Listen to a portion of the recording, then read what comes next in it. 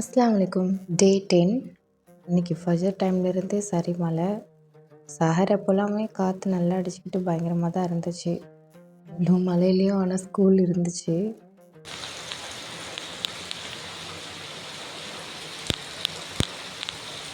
அன்றைக்கி பசங்களுக்கு snacks banana தான் வச்சுருந்தேன். லஞ்சுக்கு லெமன் ரைஸ் அப்புறம் எக் ஆம்லேட் தான் வச்சுருந்தேன். அன்றைக்கி மழை இருந்ததுனாலே வேன் லேட்டாக தான் வந்தது. அது வரைக்கும் அண்ணனோட வேடி பார்த்துக்கிட்டே இருந்தார் இவர். அப்புறமா பசங்க ஸ்கூல் போனாலும் இவர் சின்ன பையனுக்கு ஒரு தோசையும் எனக்கு வந்து தோசையில் ஆம்லேட் போட்டு அது இந்த கார சட்னிலாம் ஸ்ப்ரெட் பண்ணி விட்டு வச்சுருந்தேன். அந்த ஒரு தோசையே 420 கிட்டே கலோரிஸ் கிட்டே வந்துருந்துச்சு. இவருக்கு சாப்பாடு தீத்தி விட்றது தான் பெரிய வேலையே. நினச்சா வாங்குவார், நினச்சா வாங்க மாட்டார், ரொம்ப படுத்தி எடுப்பார். லஞ்சுக்கு எனக்கு லெமன் ரைஸ் வச்சுக்கிட்டேன். அதுக்கு சைடிஷ் வந்து கொஞ்சமாக ஒரு பேனில் ஆயில் விட்டு அது ஹீட் ஆனாலும் அதில் வந்து கொஞ்சமாக ஓமம் போட்டுக்கிட்டேன். அப்புறமா ஒரு 3 பூண்டை வந்து நல்லா ஃபைனாக சாப் பண்ணி வச்சுருந்தேன். அதை ஆட் பண்ணி நல்லா கொஞ்சம் வதக்கிக்கிட்டோம். ப்ரௌன் கலர் சேஞ்ச் ஆகிறதுக்கு முன்னாடி ஒரு ஆனியன் வந்து கட் பண்ணி அதை வந்து சேர்த்துக்கிட்டேன். அது லைட்டாக வதங்கினதுக்கப்புறம் ஒரு ஹாஃப் கேப்சிகம் வந்து கட் பண்ணி வச்சுருந்தேன், ரொம்ப ஸ்மால் பீசஸாக. அதை வந்து ஆட் பண்ணி லைட்டாக ஒரு 1 மினிட்டுக்கு சாட்டே பண்ணால் போதும். அப்புறமா கொஞ்சம் சால்ட்டு தேவையான அளவுக்கு ஆட் பண்ணிவிட்டு கொஞ்சம் ஒரு மிக்ஸ் கொடுத்து க்ளோஸ் பண்ணி ஒரு 2 மினிட்ஸ் இருந்தால் போதும். ரொம்ப நேரம் வச்சுட்டாக்கா அந்த கேப்சிகம் வந்து வதங்கிடும். நல்லா சாப்பிட்றப்போ நல்லா க்ரன்ச்சியாக இல்லாமல் ஒரு மாதிரி இருக்கும், நல்லா இருக்காது. அப்புறமா ஒரு 1 எக் ஆட் பண்ணியிருக்கேன். அதுக்கு கொஞ்சம் பெப்பர் போட்டு கொஞ்சம் நல்லா க்ரம்பிள் பண்ணிக்கலாம். இவ்வளோதான், ரொம்பவே சிம்பிளான ரெசிபி. ட்ரை பண்ணி பாருங்கள். இன்னும் கொஞ்சம் வெஜ்ஜஸ் வந்து இந்த கேரட்டு, இந்த பீன்ஸ், கேபேஜ்லாம் ஆட் பண்ணி கூட நீங்கள் பிரேக்ஃபாஸ்ட்டாக கூட எடுத்துக்கலாம். லெமன் ரைஸ் வந்து ஒரு 120 கிட்டே நான் எடுத்துக்கிட்டேன்.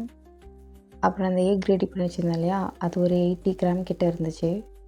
நெக்ஸ்ட் டே எனக்கு ஒரு முட்டை மிட்டாய் ஆர்டர் இருந்துச்சு. அதுக்காக பசும்பால் வாங்கி வீட்டிலே கோவா ரெடி பண்ணிகிட்ருந்தேன். இந்த கோவா ரெடி பண்ணதான் கொஞ்சம் டைமே எடுக்குமே. முட்டை மிட்டாய் நாள் செஞ்சுருந்தா மறுநாள் சாப்பிடவே டேஸ்ட்டாகவே இருக்கும். அப்புறமா முட்டை மிட்டாய் ரெடி பண்ணி எடுத்துக்கிட்டேன். இஃப்தார் டைம் வேறு கொஞ்சம் நெருங்கிடுச்சு. அம்மா தான் வந்து சமோசாலாம் ரெடி பண்ணி எடுத்துருந்தாங்க. அன்றைக்கி இஃப்தாருக்கு பிஸ்தா ஜெல்லி ஷர்பத். இதோட ரெசிபி ஷார்ட்ஸில் இருக்குது, லிங்க் கீழே கொடுக்குறேன், செக் பண்ணி பாருங்கள். நோம்பு கஞ்சி, டேட்ஸ், அப்புறம் சமோசா, அப்புறம் இந்த பிஸ்தா இதுலேயே வந்து இந்த கடல் பாசி ரெடி பண்ணியிருந்தாங்க. அதுவும் டேஸ்ட் நல்லா தான் இருந்துச்சு. அப்புறம் கொஞ்சம் குர்ஹான் ஓதிட்டு அப்புறமா தராஃபே ப்ரேயர் முடிச்சதுக்கப்புறமா சஹருக்கு ப்ரிப்பேர் பண்ண ஸ்டார்ட் பண்ணோம். சஹருக்கு ரைஸ் வந்து ஒரு 150 கிராம் கிட்ட எடுத்திருந்தேன். எக் வந்து மசாலா போட்டது ஒரு 50 கிராம், அப்புறம் சாம்பார் வெஜ்ஜீஸோட ஒரு 110 கிட்ட எடுத்திருந்தேன். அப்புறம் இந்த உருளைக்கிழங்கு பொடி மாஸ் இருக்கும் இல்லையா, அது வந்து ஒரு 40 கிராம் கிட்ட எடுத்துக்கிட்டேன். இதெல்லாம் சாப்பிட்டதுக்கப்புறமா ஒரு 55 கிராமுக்கு கர்ட் எடுத்துக்கிட்டேன். அப்புறமா கொஞ்சமாக டீ. ஃபஜர் ப்ரேயர் முடிச்சுட்டு தூங்க போயிட்டேன்.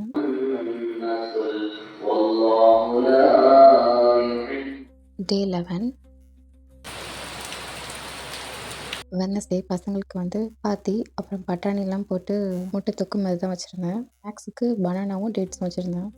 கஸ்டமர் கொடுக்கறதுக்காக முட்டை மிட்டாயை வந்து கட் பண்ணி பீஸ் போட்டு வைக்கலான்னு சொல்லிட்டு எடுத்துகிட்டு இருந்தேன்.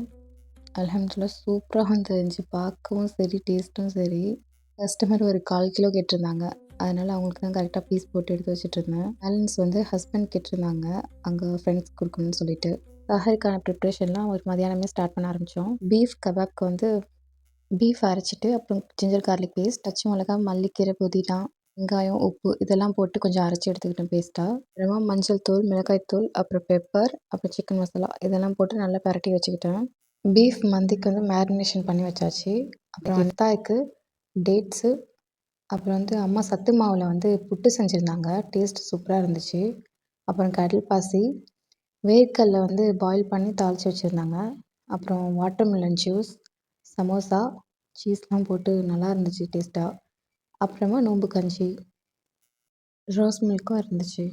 பசங்களுக்கு வந்து சீஸ் போட்டு செஞ்சது தான் ரொம்ப பிடிக்கும், அதனால தான் அந்த மாதிரி செஞ்சுருந்தோம். அன்றைக்கி நான் ஒரு 2 சமோசா சாப்பிட்ருந்தேன். வேர்க்கடலை ஒரு 30 கிராம், பெரியம்மா வீட்டிலேருந்து சீத்தாப்பழம் கொடுத்து விட்டுருந்தாங்க, அது ஒரு 10 கிராம் கிட்டே சாப்பிட்ருந்தேன்.